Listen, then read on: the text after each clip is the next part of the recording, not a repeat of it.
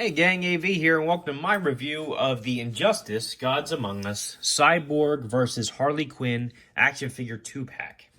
Here they are in their packaging. It was a window box, so you can see the figures in the box. It doesn't look like there are any accessories included, but there they are. Here's the bottom of the box, just a bunch of legal stuff. Here's the top of the box, Injustice Gods Among Us. Here it is from the side, which has a product shot of both figures. Here it is from the back, showing you two other figures that are also available, or one other set that's also available, I should say. And here it is from the other side, which has the sculpting credit for both figures. These figures were based off of the video game, obviously. So, without further ado, let's open it up. Now, if you watched my my Batman Joker Injustice review, I just finished filming. That box had been opened previously, but this one, it doesn't look like it has been. This one looks like it's still sealed. There's tape still in place at the top flap, so I'm going to cut that.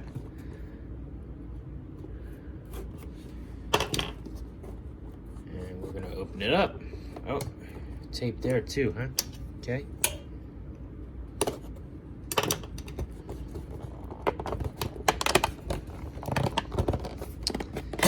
There we go.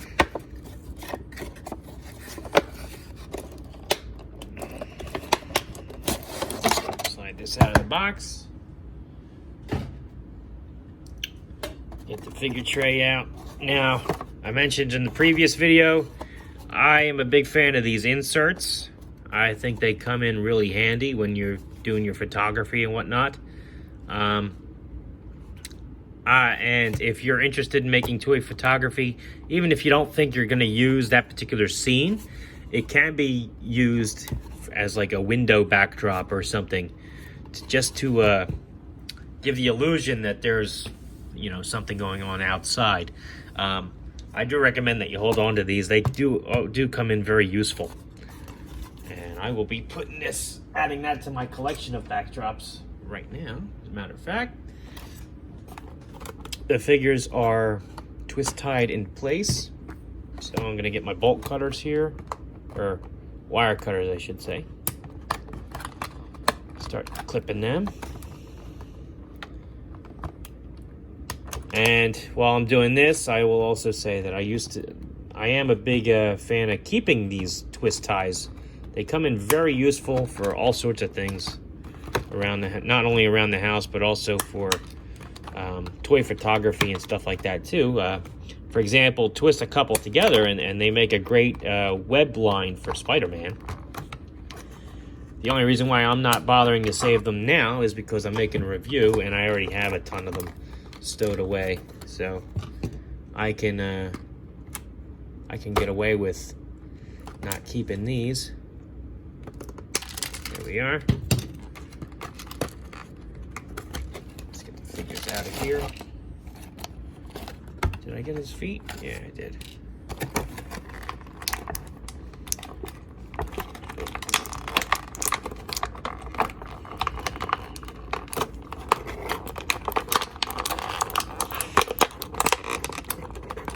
And again, if you watched my other review, you'll know that I was a little underwhelmed by the Batman and Joker set.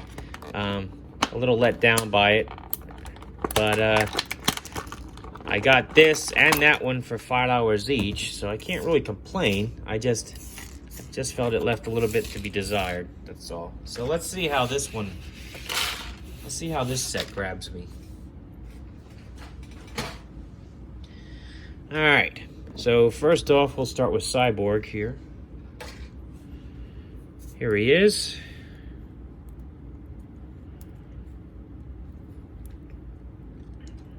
Very nice sculpt on him. I like the way he looks.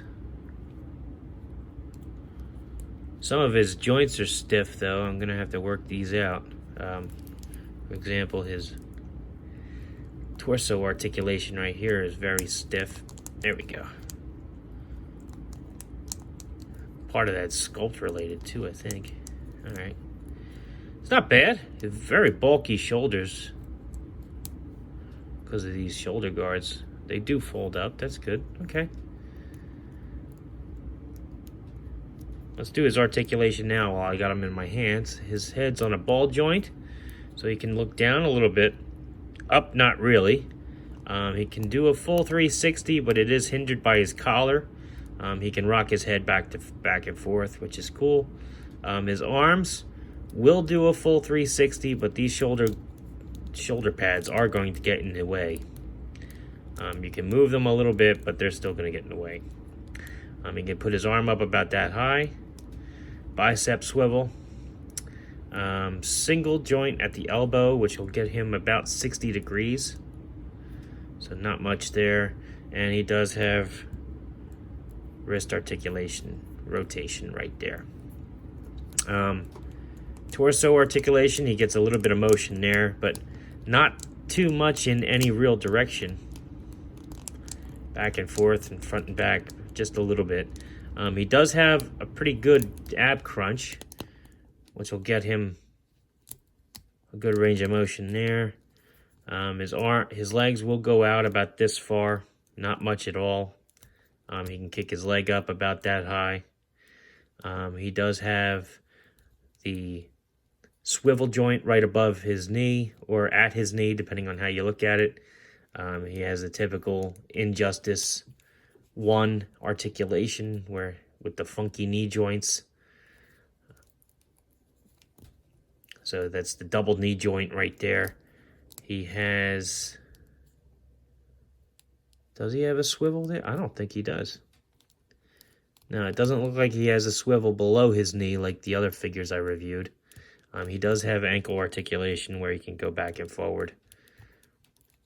So he's got even less articulation than the Batman and Joker I reviewed before. He does look decent. Not too bad. Let's do size comparisons on him while I've got him. Here he is next to a 3 3/4 inch G.I. Joe figure. As you can see, he is more or less the same size as the 3 3/4 inch G.I. Joe. Here he is next to the DC Multiverse Batman, who is noticeably taller. And here he is next to the Injustice 2 Batman from Hiya Toys, who is noticeably taller. So unfortunately, he is going to fit in better with your vintage figures a lot more than he is going to fit in with your modern ones. Which, given his sculpt, is a little unfortunate because I think he would look better with the modern figures if he were actually of the appropriate size. So that is Cyborg. Let's get Harley Quinn out of the way now. Have a look at her. She's still got a twist tie on her. All right. Let's have a look at her. A nice sculpt and not a very traditional look for Harley Quinn. No white involved, really. Just very subtle white highlights here up at her shoulders.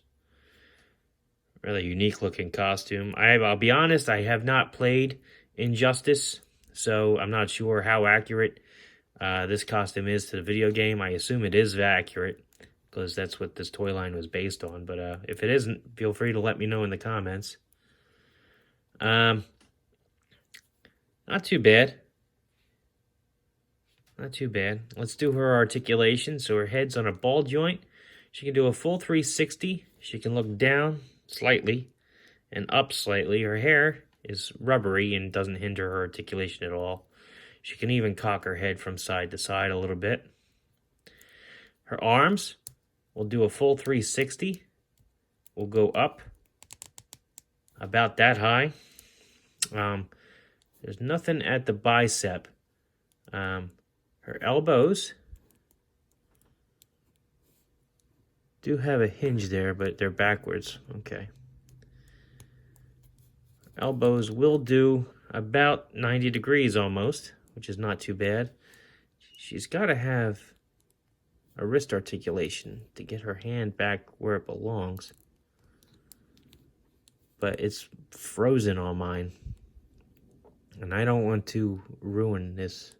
I don't want to rip the arm off.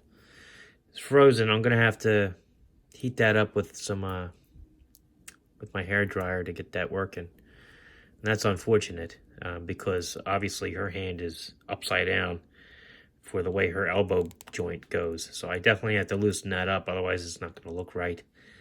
This is an open hand on this side, but it's such a tiny opening. I'm not sure what she could possibly hold with it.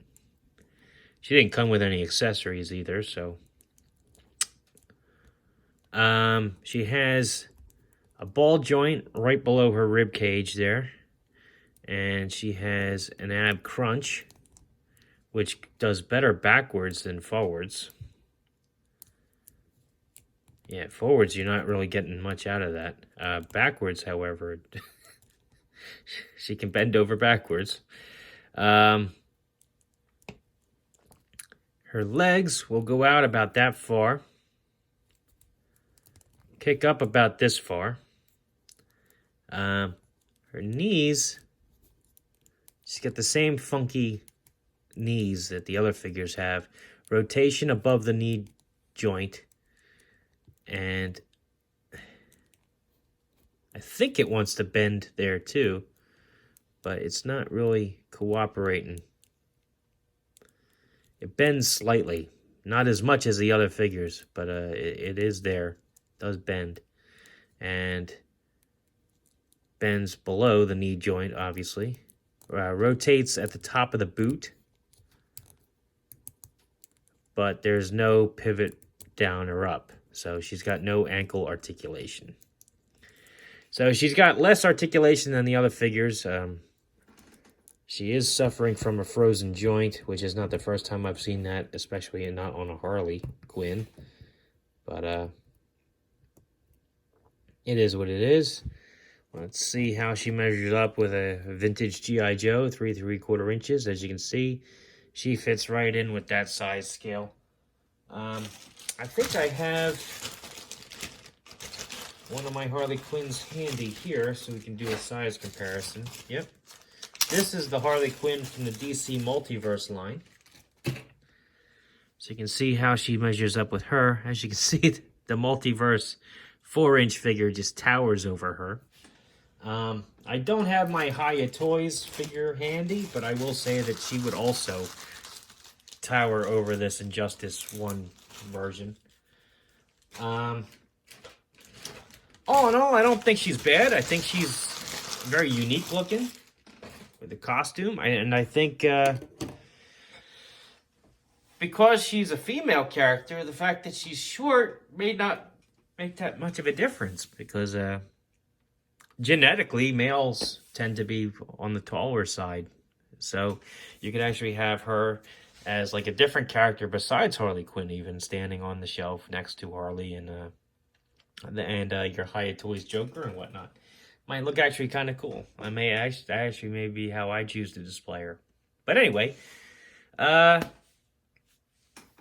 she's not a bad figure. I have to loosen up that hinge, and I like the paint and everything. For the most part, I am a little disappointed that they're a little bit on the shorter side. I think the joints are a little funky, but you know, for $5 for the pair, I really can't complain.